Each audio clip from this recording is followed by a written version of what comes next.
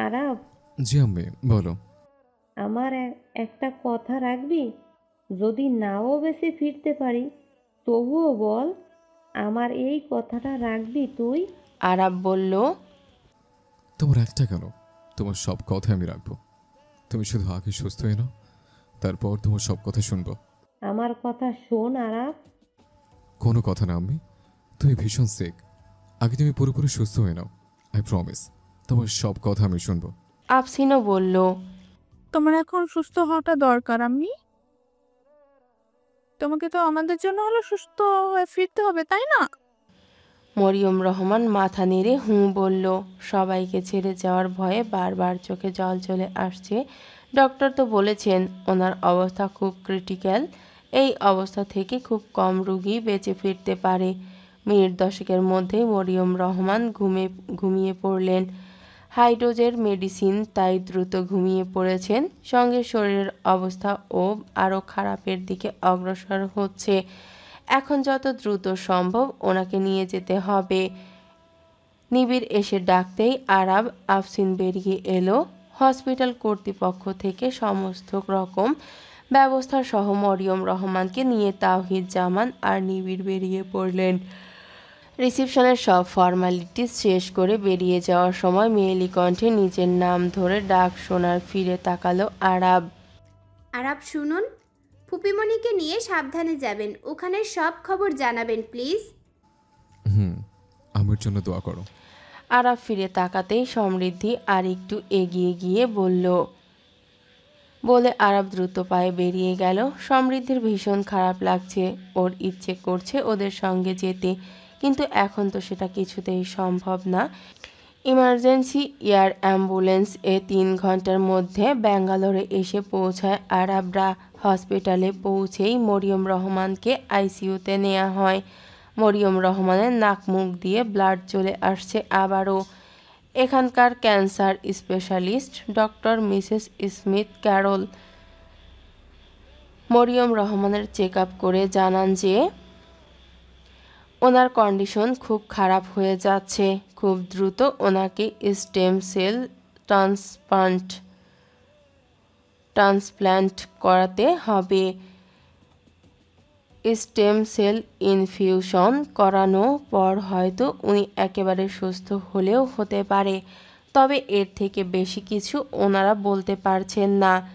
আরাব আর তাওহিদ জামান সঙ্গে সঙ্গে সমস্ত কিছুর ব্যবস্থা করে বললেন ওনারা ওনাদের সর্বোচ্চ দিয়ে চেষ্টা করবেন বলে আশ্বাস জানান। আধা ঘন্টার মধ্যে সমস্ত রকম ব্যবস্থা শেষে মরিয়ম রহমানকে নিয়ে যাওয়া হয় স্টেম সেল ট্রান্সপ্লান্ট ইউনিটে। এই পুরো ট্রিটমেন্ট প্রক্রিয়া শেষ করতে 4 থেকে 5 দিন সময় লাগবে। তারপর ওনার শরীরের অবস্থা বোঝা যাবে। তাওহিদ জামান আর নিবিড় ডক্টর স্মিথের সঙ্গে ওনার কেবিনে কথা বলছেন। হসপিটালের করিডোরে এক পাশে বসে আছে আরাব।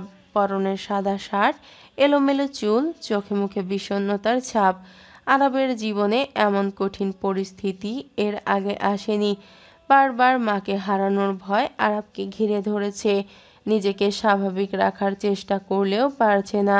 জীবনের সবচেয়ে বেশি আরাব তার আম্মিকে ভালোবাসে। আম্মি, বাবা, বোন তার জীবনের সব কিছুর ঊর্ধ্বে। হঠাৎ ফোন বেজে ওঠায় পকেট থেকে ফোন হাতে নিয়ে দেখে আফসিন কল দিয়েছে। দ্রুত কল রিসিভ করতেই ওপাশ থেকে আফসিনের অস্থির কণ্ঠ শোনা গেল। আমি ঠিক আছে তো আরাফ? ওখানে ডক্টররা কি বললেন? স্টেম সেল ট্রান্সপ্লান্ট করাতে হবে, 4-5 দিন সময় লাগবে। এই সময়টা ডক্টরদের অবজারভেশনেই থাকবে।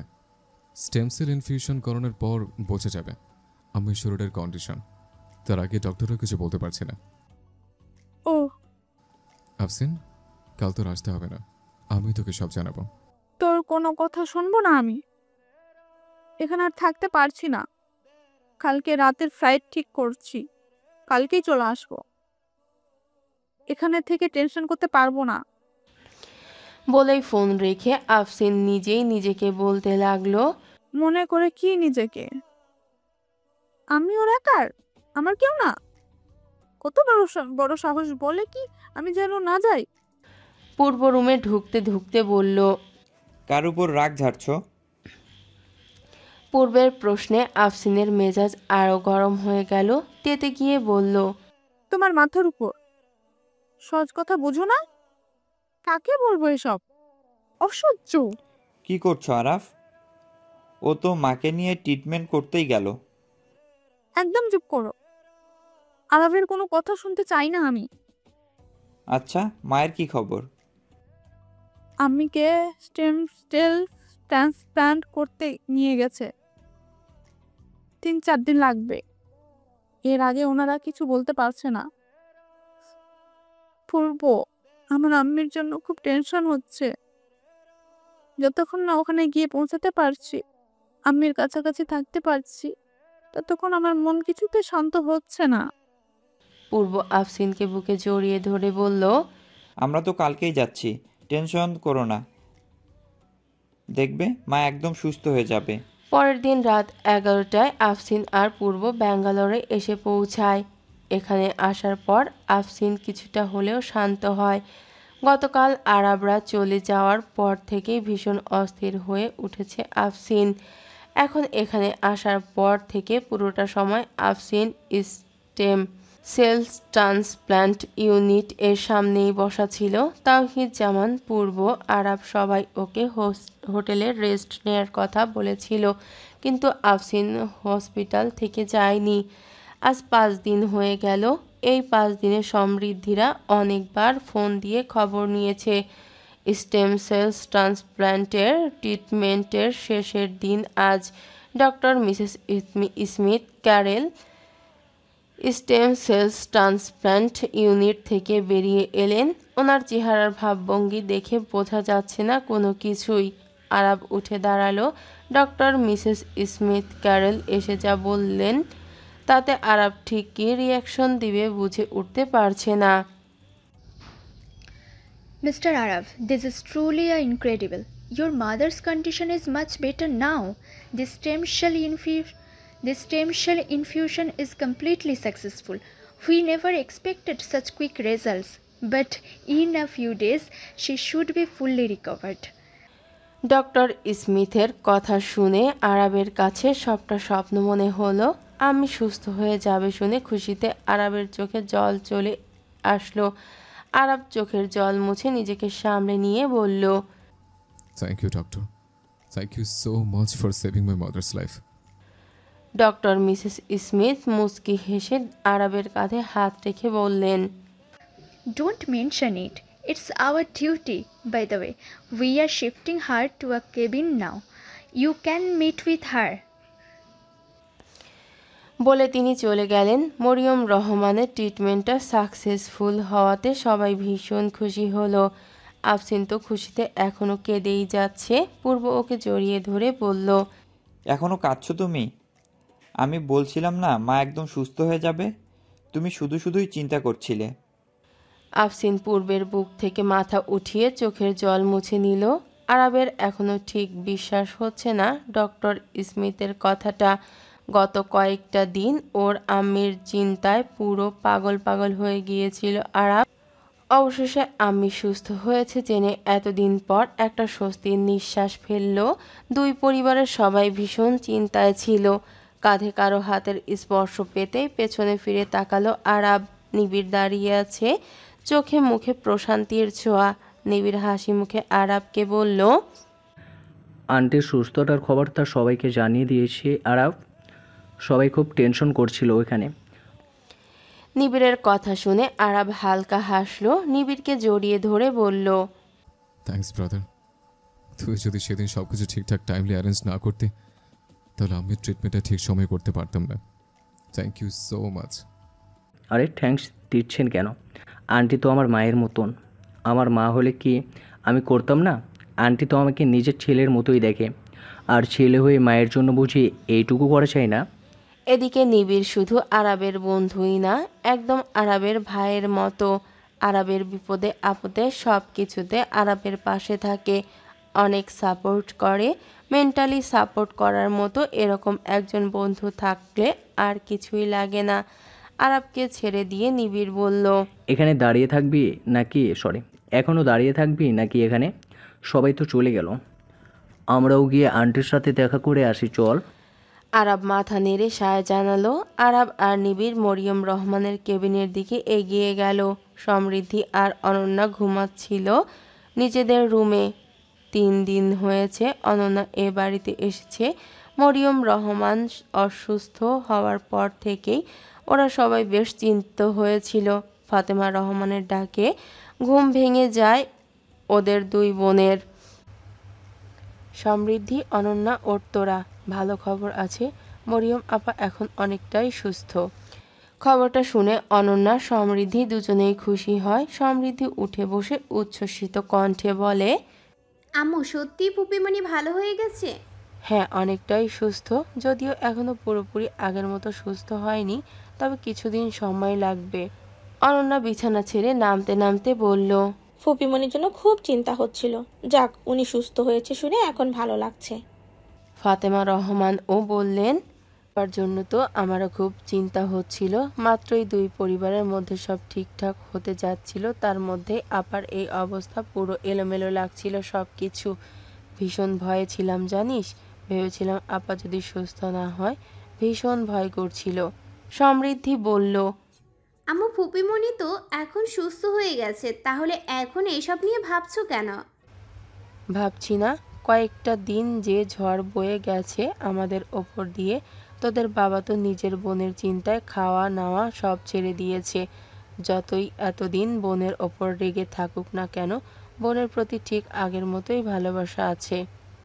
খারাপ সময়ের ঘটনাগুলো মনে করে কষ্ট পাচ্ছ কেন বলো তো? এখন তো ফুপিমণি আর বাবার মধ্যে সব ঠিক হয়েই গেছে। আর সমৃদ্ধির কথার মাঝে অনন্যা বলল, সাথে তোকে আর আরাবকেও মেনে নিয়েছে, তাই তো? বলেই ঠোঁট চেপে হাসল অনন্যা। সমৃদ্ধি অবাক হয়ে বলল, তুই জানলি কি করে আম্মু বলেছে? ফাতেমা রহমান বললেন, এসব কথা এখন থাক, চল এখন নাস্তা খাবি আয়। অনন্যা ফাতেমা রহমানের সাথে ডাইনিং এ চলে গেল। সমৃদ্ধি ওদের যাওয়ার দিকে তাকিয়ে বলে উঠল, উফ, এই আম্মু আর ভাইয়ার পেটে কোনো কথাই থাকে না, সব কথা সবাইকে বলে দিবেই এরা। মরিয়ম রহমানের কেবিনে ওনার এক পাশে আরাব, আরেক পাশে আফসিন বসে আছে। তাওহিদ জামান ইনশাদ রহমানের সাথে ভিডিও কলে কথা বলছেন। মরিয়ম রহমান, আফসিন, আরাব দুজনের মাথায় হাত বুলিয়ে দিয়ে বলতে লাগলেন, তোরা 2 ভাই বোন আমার জন্য চিন্তা করতে করতে নিজেদের কি হাল করেছিস বলতো? আফসিন বলল, তোমার এই অবস্থায় চিন্তা করব না আমি? আমাদের কাছে সবার আগে তুমি। তুমি না থাকলে আমাদের কি হতো? আমরা কি করে থাকতাম তোমাকে ছাড়া? তোদের সবার দোয়া আর ভালোবাসাতেই আমাকে বাঁচিয়ে এনেছে। আরাব মায়ের হাতটা ধরে চুমু খেয়ে বলল, জানো আমি এই কয়েকটা দিন তোমাকে এভাবে অসুস্থ অবস্থায় দেখাতে একটুও ভালো লাগছিল না, ভীষণ কষ্ট হচ্ছিল। আমার হাসি খুশি আম্মিটাকে এমনভাবে হসপিটালে পড়ে থাকতে দেখতে ভালো লাগছিল না। কিন্তু হ্যাঁ, এবার কিন্তু দ্রুত ঠিকমতো খাওয়া দাওয়া করে রিকভার করতে হবে। আরাব পাশের টেবিল থেকে স্যুপের বাটি হাতে নিয়ে চামচে করে স্যুপ মরিয়ম রহমানের মুখের সামনে ধরে বলল, নাও হা করো, পুরোটা শেষ করতে হবে। খাওয়া দাওয়ায় কোনো অনিয়ম করলে চলবে না আম্মি। মরিয়ম রহমানকে খাইয়ে মুখ মুছে দিয়ে আদেশের স্বরে বলল, এখন আর কোনো কথা না আম্মি, এখন রেস্ট নাও। তুমি কিন্তু পুরোপুরি সুস্থ হওনি এখনো। আরাব দেশে ফিরতে পারবে কবে? আমি এসব হসপিটালের পরিবেশে আমার আর ভালো লাগছে না, কেমন দম বন্ধ হয়ে আসছে। নিবিড় পাশ থেকেই বলে উঠল, 15 দিনের কথা শুনে হতাশ হয়ে গেলেন মরিয়ম রহমান। এই কয়েকদিনেই এমন দম বন্ধকর পরিবেশে হসপিটালে থাকতে থাকতে অসুস্থতায় উনি ভীষণ বিরক্ত হয়ে গেছেন। শরীর মন এখন আর কিছুই ভালো লাগছে না। উনি হতাশ কণ্ঠেই বললেন, আরও 15 দিন। আরাব মরিয়ম রহমানের হাত ধরে বলল, কিচ্ছু করার নেই আম্মি, তোমাকে তো সুস্থ হতে হবে। সুস্থ হওয়ার পর আমরা তোমাকে নিয়ে যাব। হসপিটালের পাশে একটা হোটেলে আছে আরাব, আফসিন, পূর্ব, তাওহিদ জামান আর নিবিড় আজ হসপিটালেই আছে। আরাবও থাকতে চেয়েছিল, কিন্তু তাওহিদ জামান বলেন আরাবের রেস্ট নেওয়া দরকার এবার। এতদিন তো দিনরাত হসপিটালেই নির্ঘুম কাটিয়েছে। এভাবে চলতে থাকলে তো আরাফেরও শরীর খারাপ হয়ে পড়বে। শেষমেশ মা বাবার জোড়াজুড়িতে আরাফ আফসিনরা চলে এসেছে। রাতে হোটেলে এসে শাওয়ার নিয়ে ডিনার সেরেই আরাফ ঘুমিয়ে পড়েছিল। কয়েক ঘন্টা ঘুমানোর পর ঘুম ভেঙে যায় আরাফের। এখন রাত 2টা বাজে। আরাফ ঘুম থেকে উঠেই নিবিড়কে ফোন করে মরিয়ম রহমানের খবর নিয়ে নেয়। কিছুক্ষণ রুমের ব্যালকনিতে সময় কাটিয়ে বিছানায় এসে শুয়ে পড়ল সে। এর আগে ঘুমিয়েছিল, তাই এখন ঘুম আর আসছে না। তবে এতদিনের দখলে এখন বেশ টায়ার্ড সে। চোখ বন্ধ করে আছে আরাফ। হঠাৎ ফোনের রিংটোন বাজতেই চোখ মেলে তাকায়। ফোন হাতে নিয়ে দেখল একটা আননোন নাম্বার। কে হতে পারে ভাবতে ভাবতেই কল বাজতে বাজতে কেটে গেল। এবার একটা মেসেজ এলো সেই নাম্বার থেকে। আমি সমৃদ্ধি, আপনি কি জেগে আছেন? জেগে থাকলে কলটা রিসিভ করুন প্লিজ। মেসেজ পড়তে পড়তেই আবার কল এলো। আরাফ কল রিসিভ করতেই সমৃদ্ধি ওপাশ থেকে সালাম দিল। আরাফ শান্ত গলায় সালামের উত্তর দিয়ে বলল, আমার নম্বর কোথায় পেলে তুমি? আপনার নাম্বার পাওয়াটা কি খুব কঠিন? আরাফ বুঝতে পারল হয়তো আফসিন বা পূর্বের থেকেই নাম্বার নিয়েছে সমৃদ্ধি। আরাফ আগের মতোই শান্ত স্বরে বলল, এত রাতে কল দিয়েছে কেন? ফুপিমনির খবর নিতে। আফসিন আপু বা ভাইয়াকে কল দিতাম, কিন্তু এত রাত হওয়ায়। ও, এত রাতে আফসিন বা পূর্ব ভাইয়াকে কল দিয়ে ব্যাড ম্যানার্স, তাই তুমি আমায় কল দিয়েছ? এত রাতে অপরিচিত একটা ছেলেকে কল দিয়ে বুঝে খুব গুড ম্যানার্স। আরাফের এমন কথায় সমৃদ্ধি কি বলবে বুঝতে পারছে না। আমতা আমতা করেই বলল, সরি, আপনাকে বিরক্ত করাটা একদম উচিত হয়নি আমার। কল যখন দিয়ে ফেলেছ, এবারের মতো মাফ করে দিলাম। নেক্সট এই ভুল করো না। এবার যা জানার জন্য কল দিয়েছ বলো। আরাফের ব্যবহারে সমৃদ্ধি কিছুটা খারাপ লাগলেও সমৃদ্ধি নিজেকে সামলে নিয়ে বলল, ফুপিমনির শরীরের কি অবস্থা? আমি এখন ভালো আছি। আপনারা ফিরবেন কবে? 15 দিন পর। আরাফের এমন শর্টকাট উত্তরে সমৃদ্ধি বুঝতে পারল আরাফ বিরক্ত হচ্ছে, তাই সমৃদ্ধি বলল, গুড নাইট, রাখছি আমি। আর হ্যাঁ, আপনাকে বিরক্ত করার জন্য আবারও সরি। বলেই সমৃদ্ধি কল কেটে দিল। কল রাখতেই সমৃদ্ধির নাম্বারটার দিকে তাকিয়ে ফোন পাশে রেখে আবারও চোখ বন্ধ করে নিল আরাফ। এর মাঝে অনেকগুলো দিন অতিবাহিত হয়েছে। কেটে গেছে আরও 2 সপ্তাহ। পূর্ব আরও কয়েকদিন আগেই দেশে ফিরে গেছে। আফসিন তাওহিদ জামান নিবিড় হসপিটালে সব সময় ছিল। মরিয়ম রহমানের সব কিছুর দায়িত্ব ওদের ওপর ছেড়ে আরাফ আইপিএলে জয়েন করেছিল। আজকে মরিয়ম রহমানকে ডিসচার্জ করে দেশে নিয়ে যাওয়া হবে। ডক্টর স্মিথ বলে দিয়েছেন চাইলে ওনাকে বাড়িতেও ডক্টরদের অবজারভেশনে রাখতে পারেন। মরিয়ম রহমানের শরীর মোটামুটি এখন অনেকটাই সুস্থ। পুরোপুরি রিকভার করতে আরও 1.5 থেকে 2-3 মাস সময় লাগবে। আরাবরাও ডিসিশন নিয়েছে যে মরিয়ম রহমানকে বাড়িতে রেখেই ডক্টরের অবজারভেশনে রাখবে। ডক্টর স্মিথ ওনার একজন সহকারী ডক্টর আর একজন নার্সকে মরিয়ম রহমানের সাথে পাঠিয়ে দিয়েছেন। হসপিটাল থেকে মরিয়ম রহমানকে ডিসচার্জ করিয়ে এয়ারপোর্টে এসে পৌঁছালো ওরা। কতগুলো দিন পর হসপিটালের এই বদ্ধ জীবন থেকে বাইরে এসে মরিয়ম রহমানের এখন অনেকটাই শান্তি লাগছে। তাওহিদ জামান, আফসিন, নিবিড় ওরা সবাই আজ বিডিতে ফিরলেও আরাফ আজ ওদের সাথে যাচ্ছে না। গুজরাট টাইটান্সের আরও কিছু ম্যাচ বাকি আছে, সেগুলো শেষ করেই এবারে দেশে ফিরবে। আরাফ ফিরবে না শুনে সমৃদ্ধির ভীষণ খারাপ লাগছে। কতগুলো দিন হয়ে গেল মানুষটাকে সে দেখে না। এই কদিনে আর একবারও কথা হয়নি তাদের। সেদিন আরাফ বিরক্ত হয়েছে দেখে সমৃদ্ধিও আর কল দেয়নি। ছাদের রেলিংয়ের ওপর বসে আরাফের কথাই ভাবছে সমৃদ্ধি। আমি আপনায় ভালোবাসি জেনেও এত অবহেলা করছেন। আমি কল দিয়েছি বলে বিরক্ত হয়েছেন। এই কদিনে কি আর একবারও নিজে থেকে কল দিতে পারলেন না আমায়? আমি কি আপনার থেকে সব কিছু বেশি আশা করে ফেলেছি আরাফ? ফুপিমনি কি আপনাকে এখনো কিছু জানায়নি? আমার সাথে আপনার বিয়ের ব্যাপারে এখনো কিছু বলেনি আপনাকে? এমন হাজারো অজানা প্রশ্ন সমৃদ্ধির মাথায় বিচরণ করছে। বারবার ভয় হচ্ছে আরব সত্যিই তাকে বিয়ে করতে রাজি হবে তো। দেখতে দেখতে কেটে গেছে আরও 2 মাস। মরিয়ম রহমান এখন সম্পূর্ণ সুস্থ। ডক্টরদের ট্রিটমেন্টে উনি খুব দ্রুতই রিকভার করতে পেরেছেন। উনি এখন আগের মতো চলাফেরা করতে পারছেন। এই 2 মাস আফসিন এই বাড়িতেই ছিল। মায়ের দেখাশোনা করতে সমৃদ্ধিও যাওয়া আসা পড়েছে 1-2 বার এই বাড়িতে। এই 2 মাসে সমৃদ্ধি নিজের মনকে অনেকটাই শক্ত করে নিয়েছে। সে সিদ্ধান্ত নিয়েছে আরব যদি মন থেকে মেনে তাকে বিয়ে করতে রাজি না হয় তাহলে সেও আর কোনোদিন আরবকে ভালোবাসার কথা বলবে না, আরবের থেকে দূরে সরে যাবে। সব সময় কি আর চাইলেও ভালোবাসার মানুষটাকে পাওয়া যায়? সমৃদ্ধিও ভেবে নিয়েছে আরব তাকে না মেনে নিলে সমৃদ্ধিও সারাটা জীবন আরবকে দূর থেকে ভালোবেসে যাবে।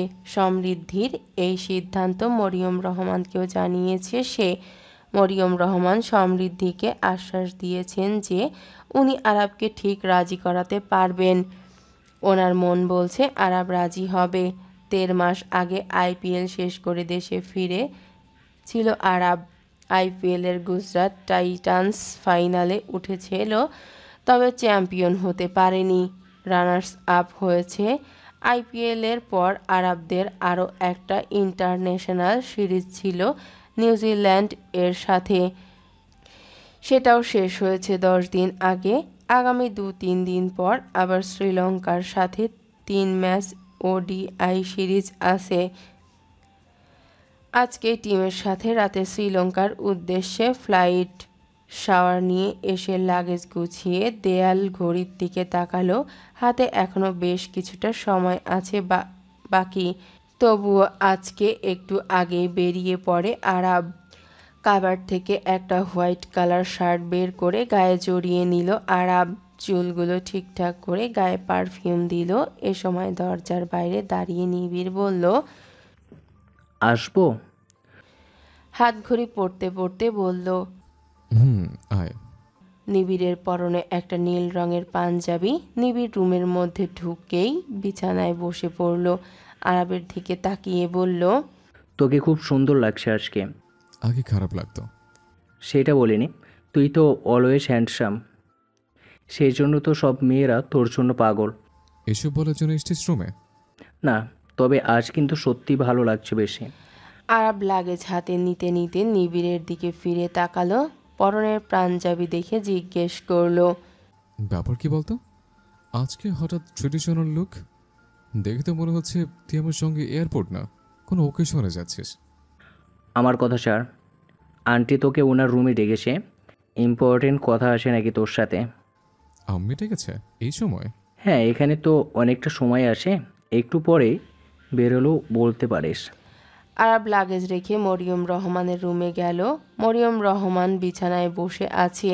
আরবকে দেখেই ওর সামনে এসে দাঁড়িয়ে বলল, এতক্ষণে এসেছিস তুই? আমি তো নিবিড়কে আরও অনেক আগেই তোকে ডাকার জন্য পাঠিয়েছিলাম। নিবিড় বলেছে আমাকে।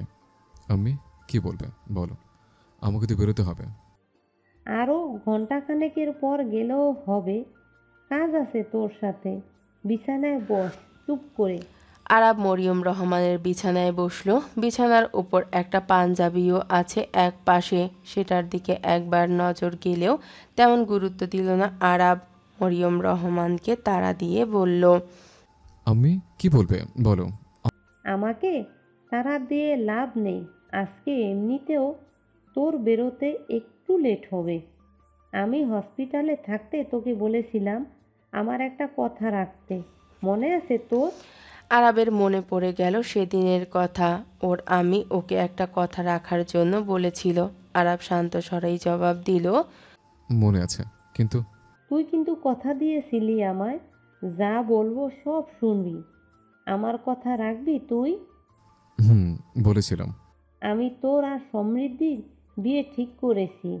আজকে তোর আর সমৃদ্ধির বিয়ে। মরিয়ম রহমানের কথা শুনে আরব দাঁড়িয়ে গেল। অবাক হওয়া কণ্ঠে বলল, হোয়াট? কি বললে তুমি আম্মি?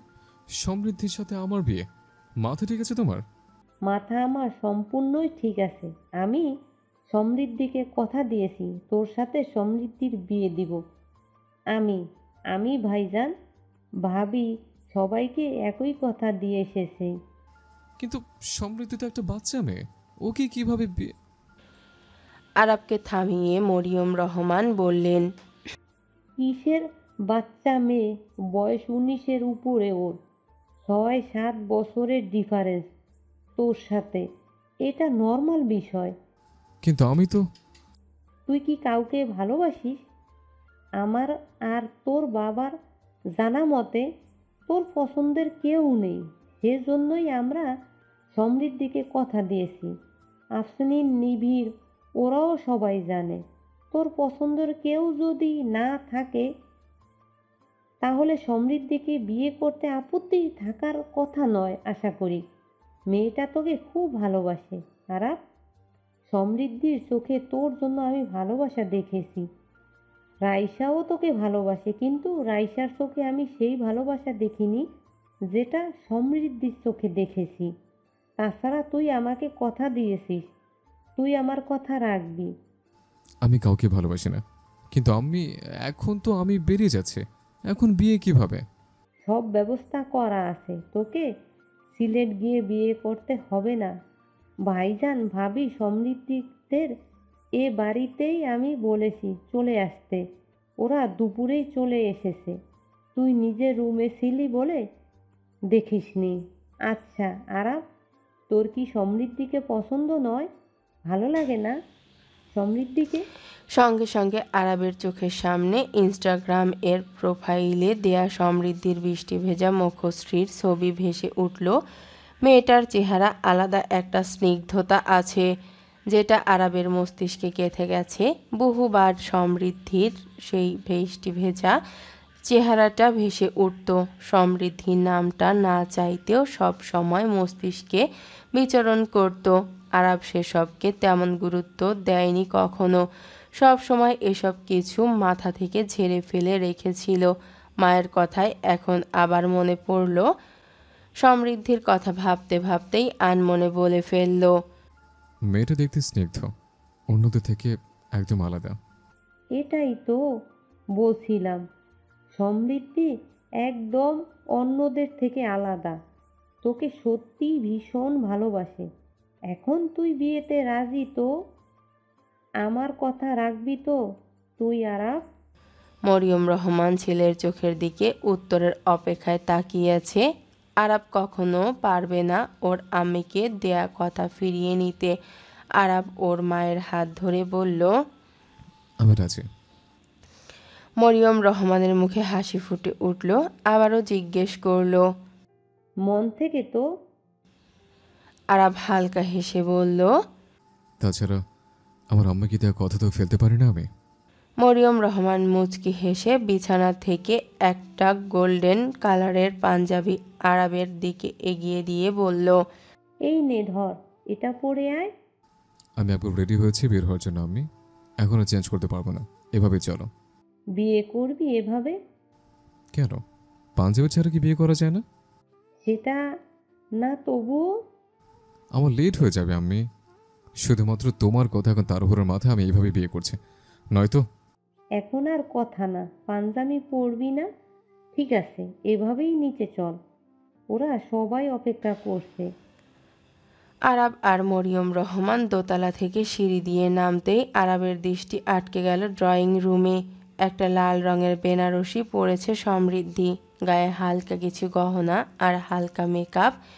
এতেই মেয়েটাকে বেশ স্নিগ্ধ লাগছে। ড্রয়িং রুমে সমৃদ্ধির পাশে সবাই আছে। এখানে অনন্যারাও এসেছে। অনন্যার আজকে বেশ ভালো লাগছে। অবশেষে বোনটা নিজের দীর্ঘদিন ধরে ভালোবাসার মানুষটাকে নিজের করে পাবে। আরাব মরিয়ম রহমানের পাশে এসে দাঁড়ালো। মরিয়ম রহমানের সাথে আরাবকে দেখে সমৃদ্ধি বুঝতে পারল আরাব বিয়েতে রাজি হয়েছে। সবাই এখানে এতক্ষণ বেশ হাসি খুশিতে থাকলেও সমৃদ্ধি চিন্তিত ছিল, কারণ আরাব যে একরোখা স্বভাবের আরাবের রাজি হওয়া নিয়ে অনেক সংশয় ছিল সমৃদ্ধির মনে। আরাব তাকিয়ে দেখল নিবিড়ও এখানেই আছে। নিবিড়ের পাঞ্জাবি পরার কারণ এবার আরাব বুঝতে পারল। নিবিড় এবার আরাব তো আরেকবার সমৃদ্ধির দিকে তাকিয়ে মুচকি হাসছে। তাওহিদ জামান বললেন, তুই পাঞ্জাবি পরলি না আরাব? আমি একটু পরেই বেরিয়ে যাব বাবা। চেঞ্জ করতে গেলে আরও বেশি দেরি হয়ে যাবে আমার। এখন কি করতে হবে তাড়াতাড়ি বলো, আমাকে আবার বেরোতে হবে। নিবিড় আর এবার নিজের হাসি চেপে রাখতে পারল না, হাসতে হাসতেই বলল, আফসিন, আমাদের আনরোম্যান্টিক আরাব দেখছি এখন বিয়ের জন্য তাড়া দিচ্ছে। আমি তো ভেবেছিলাম তোর এই আনরোম্যান্টিক ভাইদের কোনোদিন বিয়েই হবে না। নিবিড়ের কথা শুনে আফসিন হেসে উঠল। আরাব রাগী দৃষ্টিতে নিবিড়ের দিকে তাকাতেই নিবিড় বলল, আজকের দিনে অন্তত এমন লোক দিস না ভাই, একটু হাসি খুশি থাক। মরিয়ম রহমান বললেন, এই নিবিড়, আফসিনিন, তোরা উঠ সমৃদ্ধির পাশ থেকে। আরাব, তুই গিয়ে সমৃদ্ধির পাশে বস। আরাব বিরক্ত হয়ে বলল, আম্মি, আমার কাছে এত ফর্মালিটিস করার সময় নেই এখন। আমাকে বেরোতে হবে। তাড়াতাড়ি বিয়ের কাজ শুরু করো, আমি এখানেই ঠিক আছে। আরাবের কথায় নিবিড় বলল, তুই ভাই ঘাড়তারাই রয়ে গেলে। আজকের দিনে এরকম টেরা টেরা কথা বলছিস? মানুষ বিয়ের দিন তো অন্তত একটু রোম্যান্টিক হয়। কোথায় গিয়ে বউয়ের পাশে বসবি তা না, বেরিয়ে যাওয়ার তারা দেখিয়ে দাঁড়িয়ে বিয়ে করবি। নিবিড়ের কথা এখন আরাবের প্রচণ্ড বিরক্ত লাগছে, কিন্তু কিছু বলছে না। এর মধ্যেই সব কিছু ঠিকঠাক করে আরাবকে কবুল বলতে বলা হলেই আরাব দাঁড়িয়ে থেকে সমৃদ্ধির দিকে তাকিয়ে কবুল বলে দেয়। আরাবের এমন ব্যবহারে সমৃদ্ধিরও বিরক্ত লাগছে। সমৃদ্ধি বুঝতে পারছে না আরাব কি মন থেকেই রাজি হয়েছে নাকি। এত সব ভাবনার মাঝেই সমৃদ্ধিকেও কবুল বলতে বলা হয়। সমৃদ্ধিও ধীরে সুস্থে কবুল বলে। আরাবের দিকে রেজিস্ট্রি পেপারটা এগিয়ে দিতেই তাওহিদ জামান বলেন, আরাব, হচ্ছেটা কি এসব? বসে সাইন কর। আরাব দাঁড়িয়ে কাগজটা এক হাতে নিয়ে সাইন করে দিয়ে ঘড়ির দিকে তাকিয়ে সময় দেখে নিয়ে নিবিড়কে বলল, নিবিড়, উপর থেকে আমার লাগেজটা নিয়ে আয় তো। মরিয়ম রহমান বলেন, আজ এত তাড়াতাড়ি কিসের তোর আমি বুঝতে পারছি না। আরাব, তুই তো বিয়ে করেছিস, এখন কিছুক্ষণ বস, তারপর না হয় যাবি। আরও আধ ঘন্টা পর গেলে কোনো ক্ষতি হয়ে যাবে না। আমি সব কিছুর একটা সময় আছে, তুমি বুঝবে না। নিবিড় দোতলা থেকে দুটো লাগেজ এনে রাখলো। মরিয়ম রহমান বলেন, একটু ওয়েট কর, সমৃদ্ধি ড্রেস চেঞ্জ করে আসুক, তারপর ওকে নিয়ে বেরোবি। আর সমৃদ্ধি, তুমি যাও, গিয়ে চেঞ্জ করে রেডি হয়ে এসো। সমৃদ্ধি মাথা নেড়ে চলে গেল। আরাব রেগে গিয়ে বলল, মানে বিয়ে করতে বললে করলাম, এখন তো আমাকে টিমের সাথে যেতে হবে। এখন সমৃদ্ধিকে নিয়ে আবার কোথায় যাব? তোমরা কি আমার ক্যারিয়ারটা শেষ করতে চাইছো? ইনশাদ রহমান এগিয়ে এসে বললেন, আরাব, তোমার ক্যারিয়ারে সমস্যা হোক চাই না আমি। সম্বন্ধীকে সাথে না নিতে চাইলে নেবার দরকার নেই, তাক। তাওহিদ জামান ওনাকে থামিয়ে দিয়ে বললেন, এখানে ওর ক্যারিয়ারের কিছুই হবে না। এসব ফালতু কথা কানে নেবেন না আপনি। আরবকে আপনি এখনও চিনেন না, বিয়ে করে বউ রেখে চলে যাবে, কোনো যোগাযোগ তো করবেই না, আর দূরত্ব আরও বাড়াবে। সবাই হেসে উঠল ওনার কথা শুনে। নিবিড় আর আফসিনের তো হাসতে হাসতে গড়াগড়ি খাওয়ার অবস্থা। বাবার কথা শুনে আরাব রেগে গেলেও কিছু বলল না। মনে মনে ভাবতে লাগলো, কেমন বাবা, নিজের ছেলেকে এভাবে সবার সামনে অপমান করছে। মিনিট 15-এর মধ্যেই সমৃদ্ধি একটা হালকা বেগুনি রঙের জর্জেট 3 পিস পরে রেডি হয়ে এলো। মরিয়ম রহমান বললেন, সমৃদ্ধিকেও তোর সাথে পাঠাচ্ছি, সব কিছুর ব্যবস্থাই করেছে।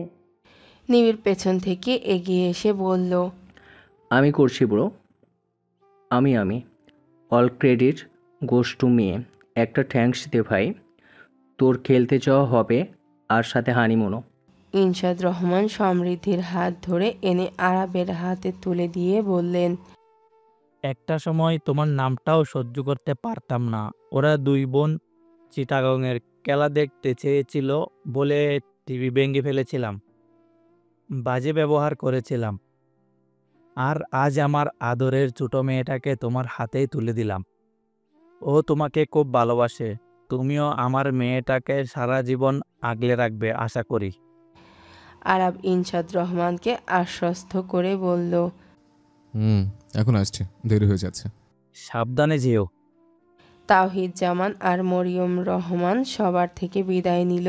সমৃদ্ধির হাত নিজের হাতের মুঠোয় নিয়ে বেরিয়ে যেতে যেতে বলল, নিবিড়, লাগেজগুলো নিয়ে আয়। আরাব সমৃদ্ধিকে নিয়ে বেরিয়ে যেতেই নিবিড় বলল, বিয়ে হতে না হতেই বউকে নিয়ে বেরিয়ে গেল। আমাকে একা একা লাগেজ টুতো নিয়ে বেরোতে হবে। দৌড় ভাল লাগে না। এয়ারপোর্টের উদ্দেশ্যে গাড়ি ছুটে চলেছে। এখান থেকেই টিমের সাথে ফ্লাইট ধরবে ওরা। আরাব গাড়ি ড্রাইভ করছে, পাশে সমৃদ্ধি চুপচাপ বসে আছে, আর পেছনের সিটে নিবিড় বসে বসে একটানা বক বক করে যাচ্ছে। যদিও তোর এই সিরিজে আমাকে নিয়ে যাবি বলেছিলি, কিন্তু আমি আমার পরিবর্তে ভাবির জন্য সব অ্যারেঞ্জ করে দিয়েছি। আফটার অল বিয়ে করেছিস, তাই হানিমুনের ব্যবস্থাটাও আমি করে দিলাম। আরাব কিছু বলল না, তাই নিবিড় সমৃদ্ধিকে উদ্দেশ্য করে বলল, ভাবি, তোমার হাজব্যান্ড না হয় আনরোম্যান্টিক, বোরিং, কিন্তু তুমি তো আর এমন না। তুমি নিশ্চয়ই খুশি হয়েছো।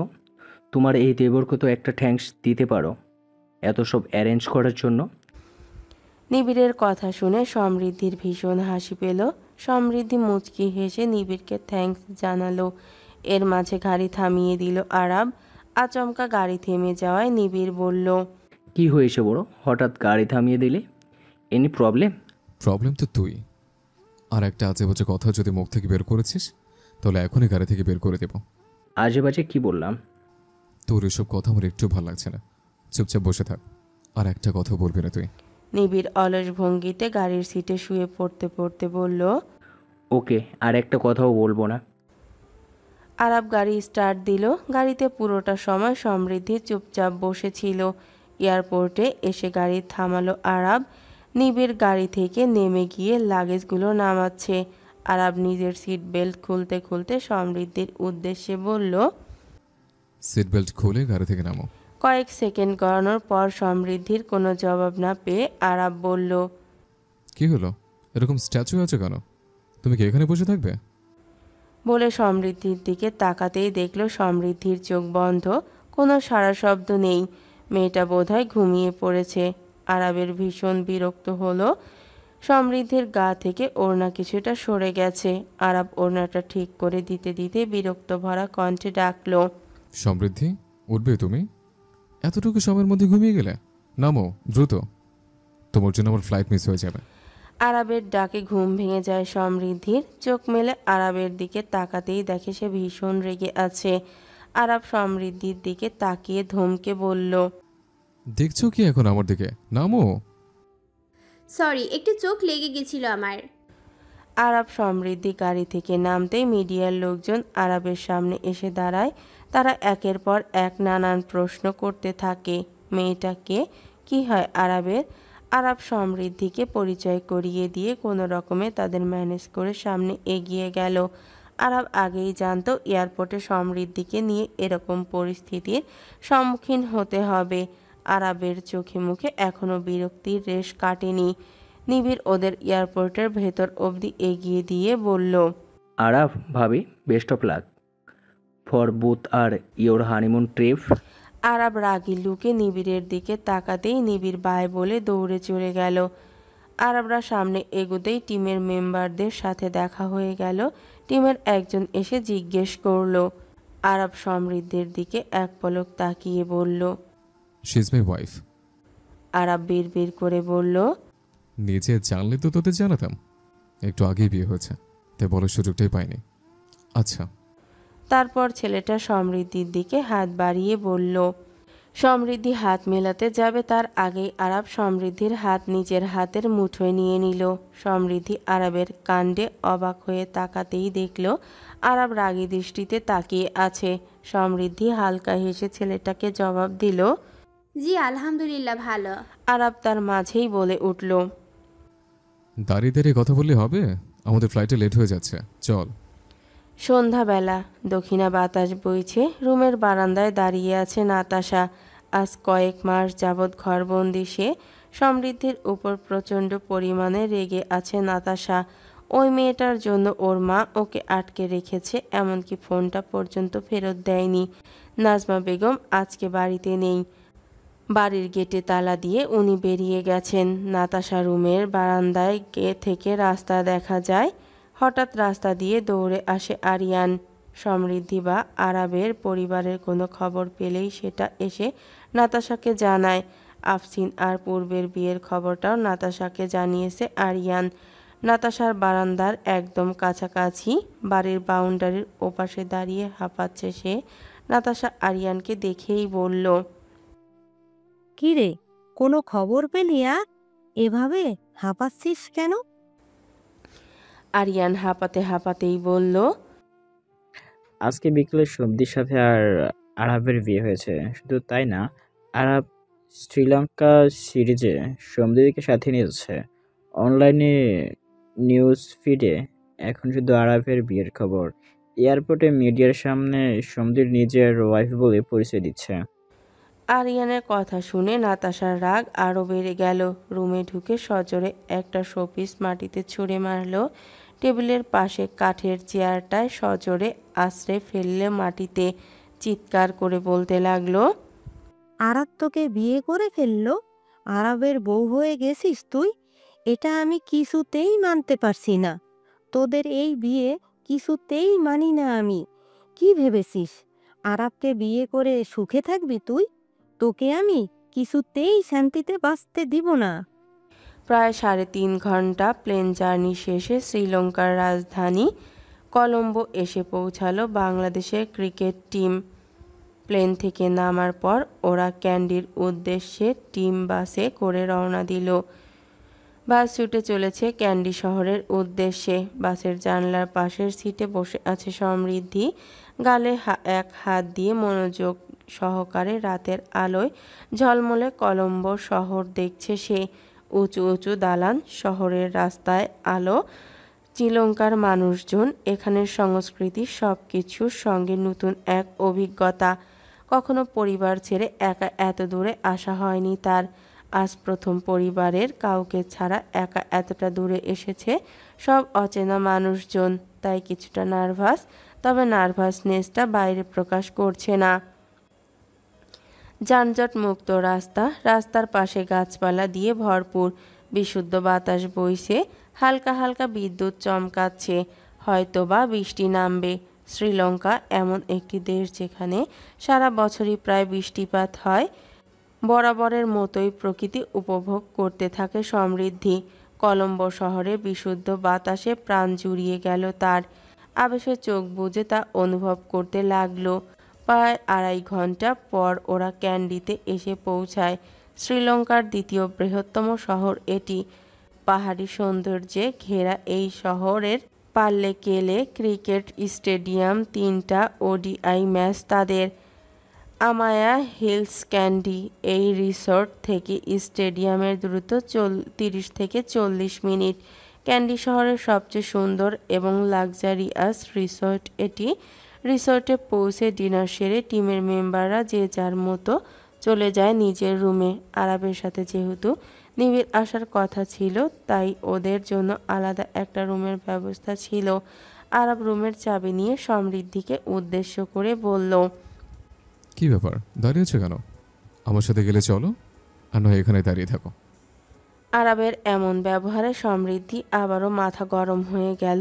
রেগে গিয়ে বলল, আমি কি একবারও বলেছি আমি যাব না? এমন ব্যবহার করছেন কেন?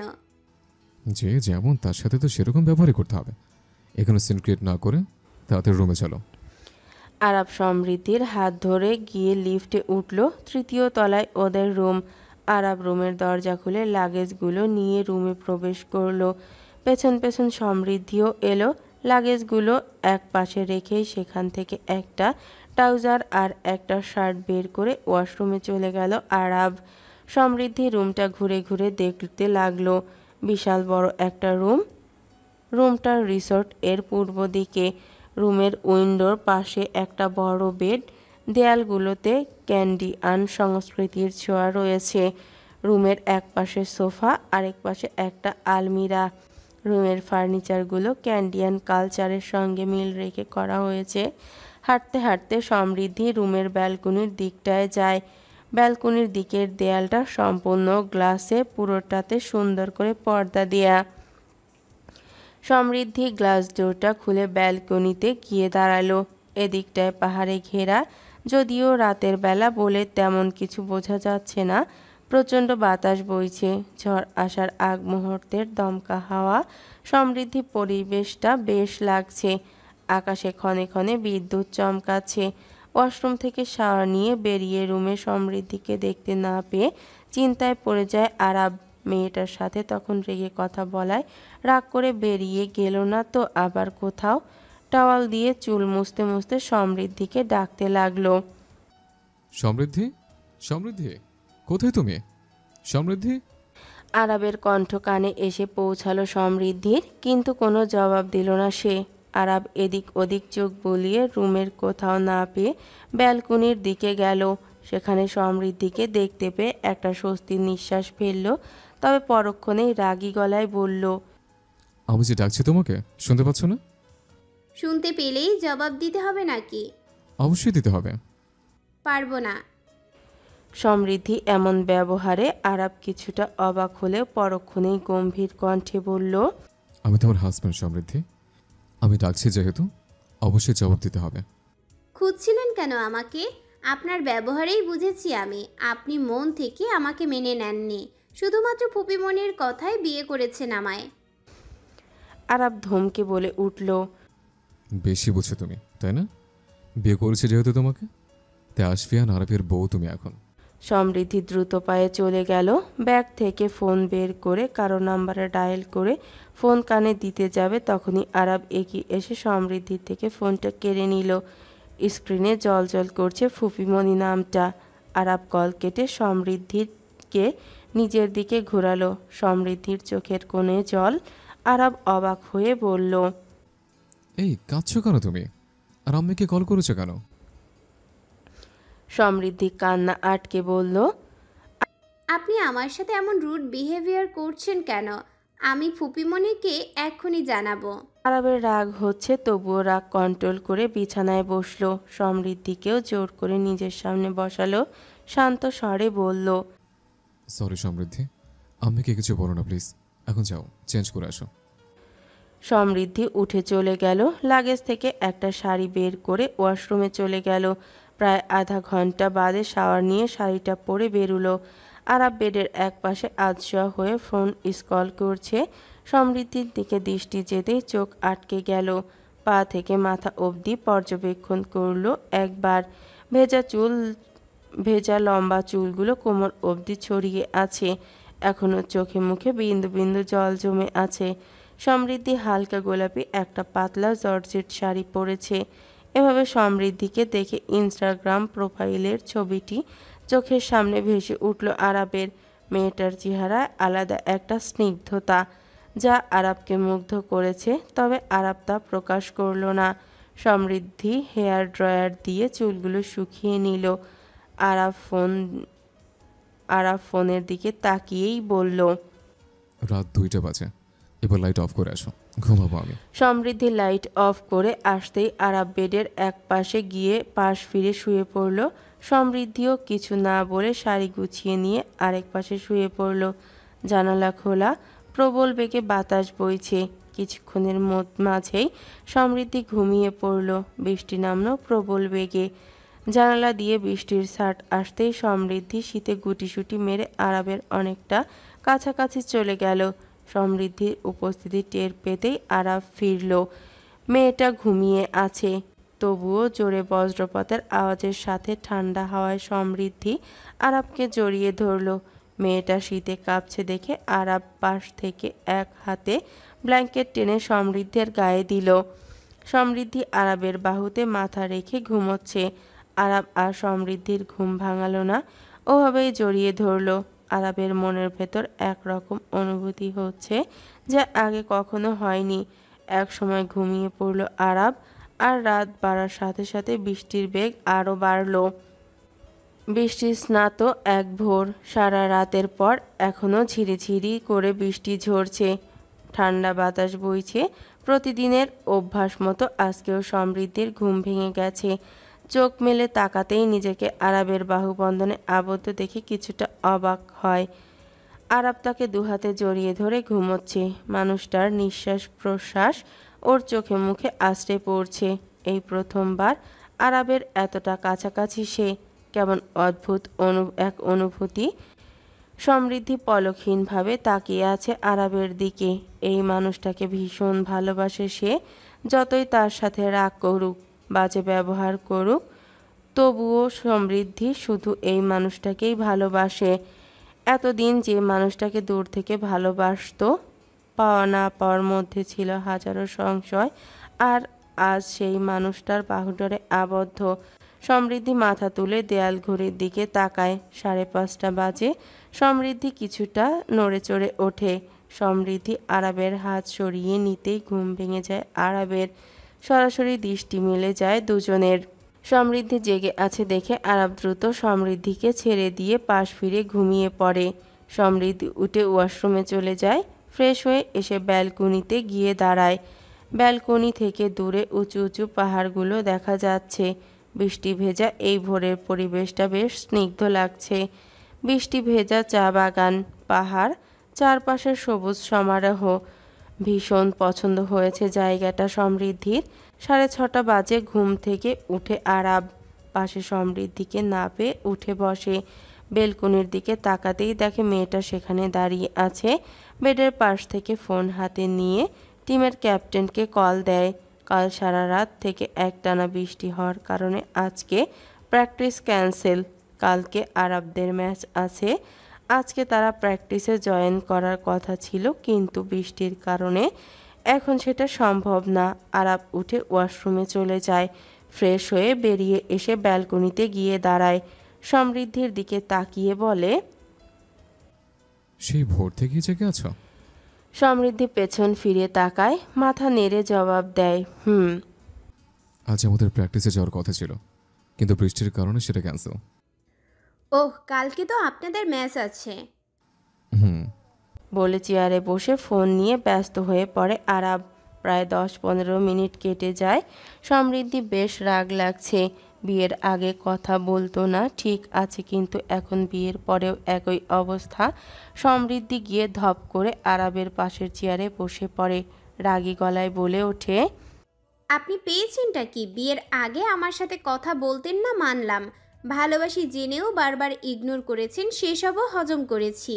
কিন্তু এখন বিয়ের পরেও একই অবস্থা। এখনও ইগনোর করবেন আপনি আমাকে? কথা বলবেন না আমার সাথে? আরাব ফোনে দৃষ্টি রেখেই বলে, বিয়ে করলে বাচাল হয়ে যেতে হয় বুঝে? এই বাচালগিরি করে আম্মাকে পটিয়েছ, তাই না? আমি আপনাকে বাচাল হতে বলিনি। আর ফুপিমণি নিজেই বলেছেন আপনার সঙ্গে আমার বিয়ের কথা, আমি বলিনি। বিয়ের পরেও আপনি আমার সাথে ঠিকমতো কথা বলছেন না আরাব। ফোন নিয়ে ব্যস্ত সারাক্ষণ। আপনি বুঝেন না, ভালোবাসি আপনাকে আমি, কষ্ট হয় আমার। আরাব ফোন অফ করে পাশে রেখে দেয়। সমৃদ্ধির দিকে ঘুরে বসে শান্ত স্বরে বলে, এবার বলো কি বলবো। সমৃদ্ধির মাথাটা রাগে ফেটে যাচ্ছে। সমৃদ্ধি অন্যদিকে তাকিয়ে রাগী গলায় বলে ওঠে, নিবিড় ভাইয়া ঠিকই বলে, আপনি আসলেই একটা আনরোম্যান্টিক এলিয়েন। ও আচ্ছা, তাই? তোর কি কি বলেছে তোমার নিবিড় ভাই আমার ব্যাপারে, শুনে একটু। সমৃদ্ধি বিরক্ত হয়ে বলল, ধুর, আপনার সাথে কথা বলাই বেকার। আমি তো আনরোমান্টিক এলিয়েন, তো তুমি কেন আমার চোখে চোখে রেখো? আমি তো আনরোমান্টিক এলিয়েন, তো তুমি কেন আমার চোখে চোখ রেখে কথা বলতে পারছো না? অন্যদিকে তাকিয়ে আছো কেন? আমার দিকে তাকাও, লুক এট মাই আইস। সঙ্গে সঙ্গেই সমৃদ্ধি রাগী চোখে আরাবের চোখের দিকে তাকায়, কিন্তু সেই রাগ বেশিক্ষণ স্থায়ী হতে পারে না। সমৃদ্ধি শীতল দৃষ্টিতে পলকহীনভাবে তাকিয়ে থাকে। ছেলেটার চোখের দিকে তাকালেই সমৃদ্ধি অন্য এক জগতে হারিয়ে যায়। সমৃদ্ধিকে এভাবে তাকিয়ে থাকতে দেখে আরাব সমৃদ্ধির সামনে তুড়ি বাজিয়ে বলে, হেই, কোথায় হারালে? সমৃদ্ধি আরাবের চোখে দৃষ্টি রেখে আনমনেই বলল, আপনাতে আপনাতে হারিয়ে গেছি। আরব শব্দ করে হেসে ওঠে। সমৃদ্ধি হুঁশে ফেরে। আরবকে হাসতে দেখে বলল, কি হলো, হাসছেন কেন? তোমার কথায়। ওহ, আমি তো ভুলেই গিয়েছিলাম। আপনি তো আমার ভালোবাসার মূল্যই দেন না। আমার ভালোবাসা তো আপনার কাছে কিছুই না। আচ্ছা, একটা কথা বলুন তো, আমাকে কি আপনার একটুও ভালো লাগে না? ভালোবাসা যায় না আমাকে? আরব হাসি থামিয়ে গম্ভীর গলায় বলল, এসব ননসেন্স মার্কে কথা শুনতে ভাল লাগে না সমৃদ্ধি, প্লিজ স্টপ। কেন চুপ থাকবো? কাল তো বড় গলায় বলেছিলেন আপনি আমার হাজবেন্ড। হাজবেন্ড ওয়াইফের সম্পর্ক কি এমন হয়? আরব ফোন হাতে নিয়ে উঠে দাঁড়িয়ে বলে, please Samriddhi, stop this topic. কাল মাত্র বিয়ে হয়েছে আমাদের। আমাদের বিয়েটা কীভাবে হয়েছে সেটাও তুমি জানো। Try to understand this situation. বলে আরব চলে যায়। হসপিটালের গাইনোকোলজিস্ট ডক্টর ফাহমিদার কেবিনে বসে আছে অনন্যা আর নিলয়। কিছুদিন যাবৎ অনন্যার শরীর ভীষণ দুর্বল, খাবারের রুচি নেই, বারবার মাথা ঘোরাচ্ছে। তাই নিলয় তাকে দ্রুত হসপিটালে নিয়ে আসে। ডক্টর ফাহমিদা অনন্যার রিপোর্টগুলো চেক করছেন। অনন্যা চিন্তিত দৃষ্টিতে ওনার দিকে তাকিয়ে আছে। কিছুক্ষণ বাদে রিপোর্টগুলো চেক করার পর সেগুলো টেবিলে রেখে উনি হাসি মুখে বলেন। অনন্যা ভীষণ অবাক, সঙ্গে খুশিও হলো। সত্যি? আচ্ছা। নিলয়ও ভীষণ খুশি হয়েছে। বাবা হতে চলেছে সে। ডক্টরের চেম্বার থেকে বেরিয়েই বাড়ির সবাইকে খুশির খবরটা জানিয়ে দিল নিলয়। নিবিড় খবর পেয়েই বাড়ি আসবে বলে দিয়েছে। এমনিতেও অনেক দিন বাড়ি যাওয়া হয় না, ভেবেছিল কিছুদিনের মধ্যেই যাবে। আজকে এই খবরটা শোনার পর সিদ্ধান্ত নিয়েছে আজকেই সিলেট যাবে। তাই দ্রুত বেরিয়ে পড়ে সিলেট যাওয়ার উদ্দেশ্যে। ফাতেমা রহমান, ইনশাদ রহমান ওনারাও ভীষণ খুশি হয়েছে। নওশাদ চৌধুরী ওনাদের সবাইকে আজ দুপুরে ইনভাইট করেছে। আফসিন একটা 3 পিস পরেছে গোল্ডেন কালারের, পূর্ব রেডি হয়ে বসে আছে। আফসিনকে 3 পিস পরতে দেখে বলল, তোমাকে একদিনও শাড়ি পরতে দেখলাম না। শাড়ি পছন্দ না নাকি পরতে পারো না? শাড়ি পরতেও পারি না, তাছাড়া শাড়ি আমার পছন্দও না। তা শাড়ির কথা হচ্ছে কেন? সবসময় তো বাসায় টপস, জিন্স, স্কার্ট এসব পরো। কারো বাসায় কোনো অনুষ্ঠানে তো 3 পিস পরতে দেখিনি তোমায়, তাই বললাম। আমরা এখন এসব নিয়ে কথা না বলি প্লিজ। এখন আমাদের লেট হয়ে যাচ্ছে অলরেডি। সন্ধ্যা 7টা। সিলেট বাস স্ট্যান্ডে এসে নামলো নিবিড়। আজকে বাসেই এসেছে সে। গরমে ঘেমে নিয়ে নাজেহাল অবস্থা নিবিড়ের। ব্যাগ কাঁধে হাঁটতে হাঁটতে রাস্তার দিকে এগোতে থাকে নিবিড়। আচমকা এক মেয়ে দৌড়ে এসে ওর পিছে দাঁড়ায়, শক্ত করে নিবিড়ের বাহু চেপে ধরে। মেয়েটার হাত রীতিমতো কাঁপছে।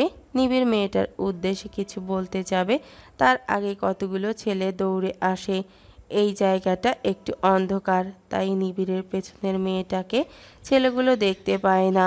ছেলেগুলো যে এই মেয়েটাকেই খুঁজছে, নিবিড় সেটা বুঝতে পেরে মেয়েটাকে নিয়ে একপাশ হয়ে দাঁড়ায়। কিছুক্ষণ পর ছেলেগুলো চলে যেতেই নিবিড় মেয়েটার হাত ধরে সামনে এনে দাঁড় করিয়ে বলে, ছেলেগুলো কারা? এভাবে তাড়া করছিল কেন আপনাকে? আপনার বাসা কোথায়?